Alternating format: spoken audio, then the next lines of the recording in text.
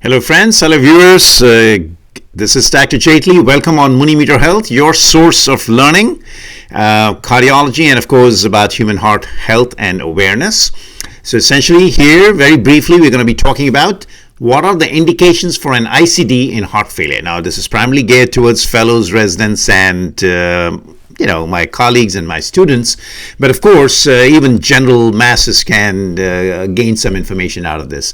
So the point is really we strive really on MuniMeterHealth to improve the medical education as well as patient education. So this way we can narrow the gap and improve the clinical outcomes. So long story short, in this video we're going to be talking about what are the indications for ICD in heart failure.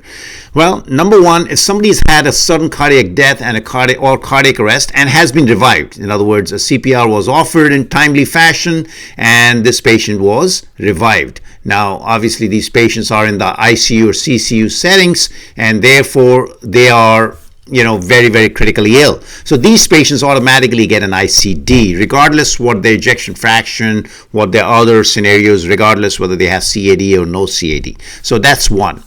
The second is patients who develop sustained ventricular tachycardia, like post-operatively, some patients will develop ventricular tachycardia. There could be patients who would be admitted in a setting where the blood pressures are markedly low. They could be in shock, for instance, or they could be in cardiogenic or septic shock, for instance, and these patients are having what you may call sustained VTs. So a sustained VT, if it is demonstrated again, these patients are in the ICU or CCU settings, they're very critically ill or admitted via the emergency rooms, depending upon where they were, brought in from. So these patients will have an ICD placed. Ejection fraction, if it is less than 40%, note that. So the ejection fraction, which is a good relative marker of what's going on with the left ventricle function, in a setting of CAD, coronary artery disease, these patients who have non-sustained VT, not a sustained VT, but a non-sustained VT, maybe on a telemetry or a Holter they were found to have, or based on a loop recording, or if these patients had an EP study, based on an EP study, and they were determined to have, say, inducible VT in those patients. So those patients will qualify for an ICD again.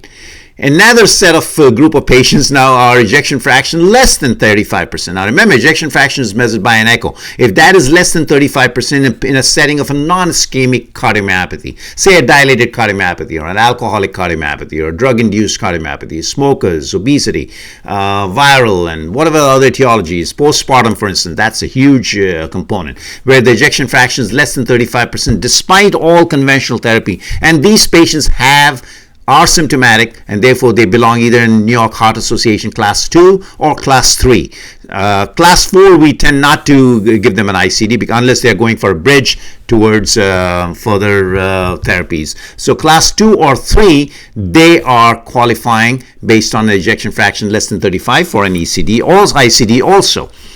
And last but not the least, where the ejection fraction is less than 30%, and these are two groups of patients. One, post-MI, they should still have an EF of 30% and have not improved even after 6 weeks of post-MI period, that they have not improved, or 40 days, that's the cutoff, because the trial showed actually 40 days was the cutoff. And likewise, for patients who have had CABG or PCI and the ejection fraction is struggling and still trying to increase and it's still less than 30%, and this is after 3 months of their post-revascularization of any nature, whether it's a CABG or a PCI, they will also qualify for an ICD. So in a nutshell, you have all these patients. There are at least 1, 2, 3, 4, 5 groups where these patients will be indicated for an ICD placement. I thought I would just do a quick review for you guys before you take the exam or you take your tutorial or go for a bedside rounds with your attendings. So this way you're on top of what's going on, what are the indications of ICD, etc., and heart failure settings. Okay,